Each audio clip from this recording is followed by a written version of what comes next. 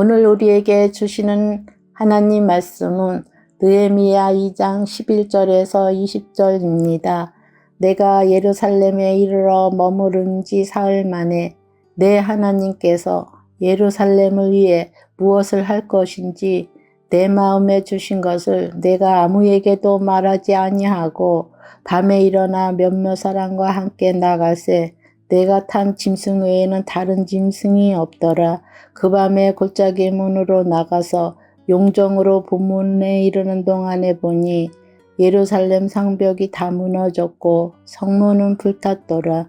앞으로 나아가 샘문과 왕의 못에 이르러서는 탄 짐승이 지나갈 곳이 없는지라. 그 밤에 시내를 따라 올라가서 성벽을 살펴본 후에 돌아서 골짜기 문으로 돌아왔으나 방백들은 내가 어디 갔었으며 무엇을 하였는지 알지 못하였고 나도 그 일을 유다 사람들에게나 제사장들에게나 귀족들에게나 방백들에게나 그 외에 일하는 자들에게 알리지 아니하다가 후에 그들에게 이르기를 우리가 당한 공경은 너희도 보고 있는 바라. 예루살렘이 황폐하고 성문이 불탔으니 자 예루살렘 성을 건축하여 다시 수치를 당하지 말자 하고 또 그들에게 하나님의 선한 손이 나를 도우신 일과 왕이 내게 이런 말씀을 전하였더니 그들의 말이 일어나 건축하자 하고 모든 힘을 내어 이 선한 일을 하려 하매 호론 사람 산발락과 종이었던 암몬 사람 도비야와 아라비아 사람 게셈이 이 말을 듣고 우리를 업신여기고 우리를 비웃어 이르되 너희가 하는 일이 무엇이냐? 너희가 왕을 배반하고자 하느냐 하기로 내가 그들에게 대답하여 이르되 하늘의 하나님이 우리를 형통하게 하시리니 그의 종들인 우리가 일어나 건축하려니와 오직 너희에게는 예루살렘에서 아무 기업도 없고 권리도 없고 기억되는 바도 없다 하였느니라. 아멘. 느헤미야는 무너진 성벽을 재건하기 위해 지금 예루살렘에 와 있습니다. 느헤미야가 성벽을 재건하는 것은 그저 하나의 건축 프로젝트가 아니었습니다. 하나님의 백성이 다시 하나님과의 관계를 회복하고 하나님 나라를 재건하는 영적인 프로젝트였습니다. 느헤미야는 이것을 하나님께서 주신 사명으로 여겼습니다. 그래서 자신이 가진 것을 내려놓고서라도 그 사명을 이루기 위해 헌신하였습니다. 느헤미야가 아닥사스다 왕 곁에 계속 있었더라면 안락하고 풍족한 삶을 살 수 있었을 것입니다. 그러나 느헤미야는 그 모든 것을 내려놓고 예루살렘 성벽 건축이라는 사명을 이루기 위해 예루살렘으로 왔습니다.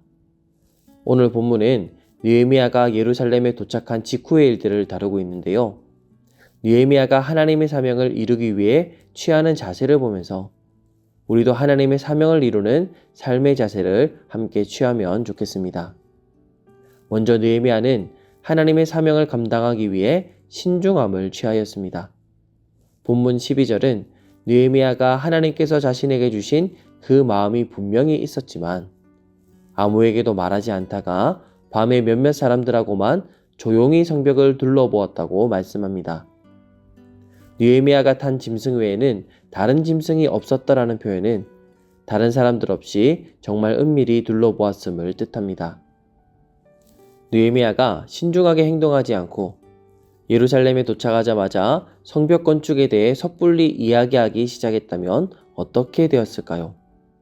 성벽 건축에 반대하는 세력들에 의해서 그 사명을 이루기가 더 힘들어졌을 것입니다. 느헤미야는 페르시아 왕에 의해 유다 지역 총독으로 임명받았죠. 그러나 성벽이 건축되기를 원하지 않는 세력도 있었습니다.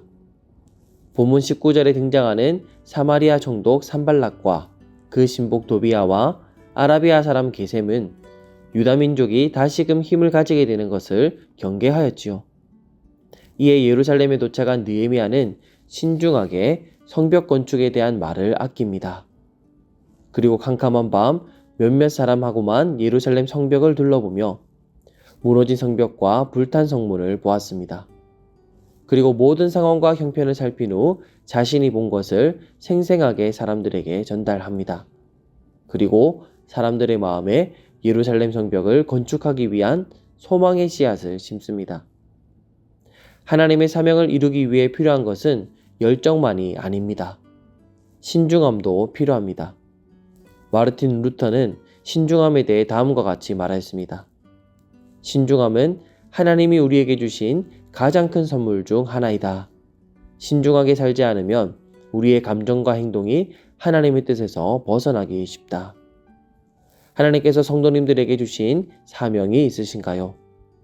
신중하게 현실적인 상황과 형편을 살피고 하나님의 때와 지혜를 구하며 하나님께서 주신 사명을 이루어가는 신중한 성도님들 되시길 축원합니다.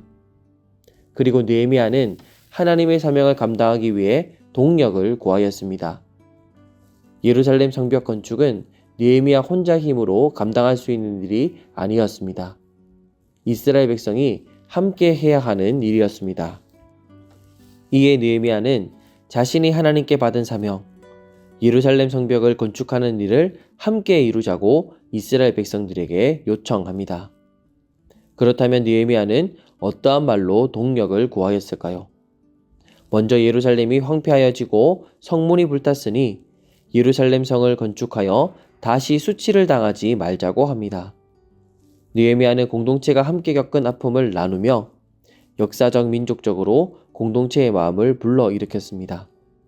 그리고 나서 페르시아 왕의 허락하에 예루살렘에 오게 되었으며 성벽 건축에 필요한 재정과 자원의 지원을 받게 된 것을 전하였습니다. 현실적인 방안과 현황을 나누며 공동체의 소망을 불러일으키고 있는 것입니다. 그리고 이렇게 자신이 예루살렘에 올 수 있게 된 일과 왕의 지원을 받게 될 수 있었던 그 일들을 다음과 같이 표현합니다. 하나님의 선한 손이 나를 도우신 일. 느헤미야는 백성들을 예루살렘 성벽 재건에 동원하기 위해 역사적이고 민족적이고 현실적인 부분만 나누지 않았습니다. 이 일이 하나님께서 주신 사명이며 그 사명을 감당하기 위해 하나님의 선한 손이 돕고 계심에 대하여 분명히 선언하였습니다. 본문에는 하나님의 선한 손이 나를 도우신 일이라고 짧게 표현되었지만 느헤미야는 자신이 예루살렘에서 하나님께서 형통하게 하시기를 기도하였던 일과 하나님께서 그 기도에 응답하셔서 왕이 호의를 보이고 성벽 재건에 필요한 자원을 제공하게 된 모든 과정을 나누었을 것입니다. 그러자 어떤 일이 일어났습니까? 처음에는 느헤미야 한 사람만 하나님의 사명을 품었습니다. 그러나 이제 수많은 백성이 함께 하나님의 사명을 품고 동력하며 예루살렘 성벽을 재건하기로 힘을 내게 되었습니다.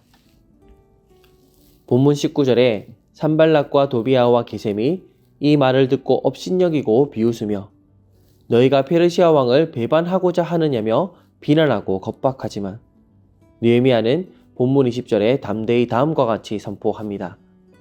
하늘의 하나님이 우리를 형통하게 하시리니 그의 종들인 우리가 일어나 건축하려니와 오직 너희에게는 예루살렘에서 아무 기업도 없고 권리도 없고 기억되는 바도 없다.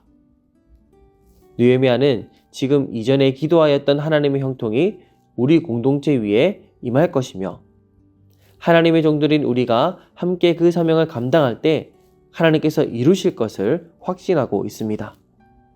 그리고 이 사명에 대적하는 자들에게 아무 기업도 권리도 기억되는 바도 없을 것을 말하며 반대로 하나님의 사명을 감당하는 자들에게는 하나님께서 주시는 기업과 권리가 있으며 하나님께서 기억하실 것임을 선포하고 있습니다.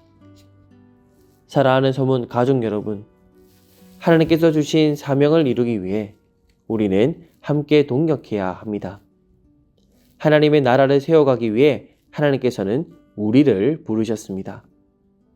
무너진 예루살렘 성벽과 불탄 성문처럼 우리 주변에 무너져버리고 훼손된 하나님 나라를 보고 함께 애통하고 신중하게 현실적인 상황과 형편을 살피며 하나님의 때와 지혜를 구하며 우리에게 주신 사명을 서로 나누고 함께 중보하며 하나님께서 우리에게 주신 사명을 이루기 위해 함께 동력해야 합니다.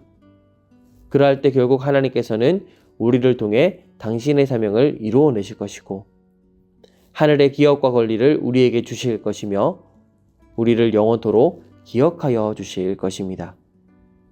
지도자 느헤미야가 받은 사명이 이스라엘 백성의 사명이 되었듯이 우리 교회에게 주신 하나님의 사명을 함께 품고 이뤄가면 좋겠습니다. 세대를 연결하고 믿음의 유산을 흘려보내며 함께 믿음으로 세워져 가는 일. 교회 리모델링을 통하여 예배와 이웃을 환대하기에 적합한 공간으로 만들어가는 일. 올림픽 파크 포리온 입주를 앞둔 이들이 하나님 나라에 입성하게 하는 일. 세계 선교와 이웃 사랑과 통일 선교와 하나님께서 우리에게 맡기신 모든 사역에 함께 동력하는 우리 서문교회가 되길 축원합니다. 그리하여 하나님께서 주시는 하늘의 기업과 권리를 누리며 하나님의 기억에 영원토록 남는 저와 여러분 되시길 예수님의 이름으로 축원합니다.